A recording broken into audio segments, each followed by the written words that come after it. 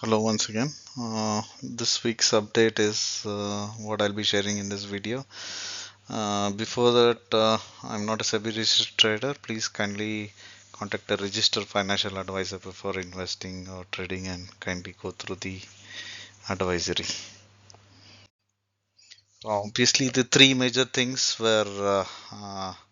which I will discuss and tell is what you can see on the screen. First one is obvious, the Israel-Iran conflict. Second one are two small things which has happened, but I think is overshadowed by the Israel-Iran-US conflict. Trump also has picked a new Fed chair. Nifty IT is crashing because of the AI threat. These two would normally be a big news, but is clearly overshadowed by the Iran conflict. Utmost priority today, which we'll discuss, is the Iran conflict. Obviously, I'll not elaborate on what has happened. We are all aware. But the fallout is the high risk in the oil prices. Oil has gone to $90 per barrel. Keep an eye on it. I think it has gone up to more than 100 also in its peaks. Later on, have a look at what is the high peak and at what event it has gone high. So sometimes people will think I'll take for calls saying that it will go to 125, or I will take puts that it will not go. So oil is very volatile now. It's almost as volatile as Nifty index. You can have a look at the oil futures in your stock trading platforms, and if not register it, you need to give some details. Some platforms ask for your ITR or other details to register it, and you can trade it. Please be careful in doing it, and especially now, would not strictly advise not to take overnight positions. Any big changes will be leading to huge losses because the contracts are costly. These are the Nifty contracts. You can see it, and you can see how much the call has changed on Friday. This is normally huge for an oil which is not so much volatile when it comes to option trading. Also, I'm looking at natural gas. It is right now at hovering here, but you can see there are huge peaks. We have to see how the Strait of Hormuz plays out for the natural gas, and are they allowing ships for India, China, because we are major trade routes, and how that ship passage movements, container ship passage movements is linked. What happens obviously is if they don't allow the ships, they have to shut down their facilities because it is if there is nowhere to store.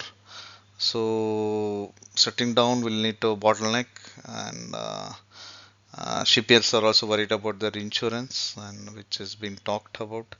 And you know all the news of what Donald Trump assuring shippers with insurance or with naval vessel escorts.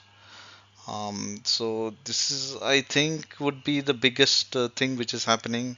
Few years back, I remember first 2 weeks were or 1 month were just Ukraine based and it got cooled down. But this is a much more powerful country. We are talking about Iran, and and they are not backing down. So let us see how it goes. Thursdays and Tuesdays, especially Sensex and Nifty, very careful. I am now seeing that around 2:30 there is some huge peaks, eccentric movements either in call or put directions, and any zero to hero opportunities have shown. I'm sure many people would have felt I should have taken that position or I would have hold that position. Um, my what my some few friends always we discuss is let us hold few contracts on each direction. I have normally seen at around 1:30, 2 o'clock, when the contracts volume is low, best to take some positions 150 points away. Again, this is a huge risk. There's always a downside. Normally, these contracts end towards zero end of the day by 3:15. So, but this is good hero zero opportunities which we are seeing because the VIX index is high. Don't have a look at this. Uh, has given very good returns to few people, but you have to persevere and hold it uh, or till it reaches its peak. I mean, it's impossible to catch the bottom or low, but this is how it's playing on because the VIX is high. VIX is always good for option buyers rather than sellers. Uh, if VIX above 14 is 15 is always good.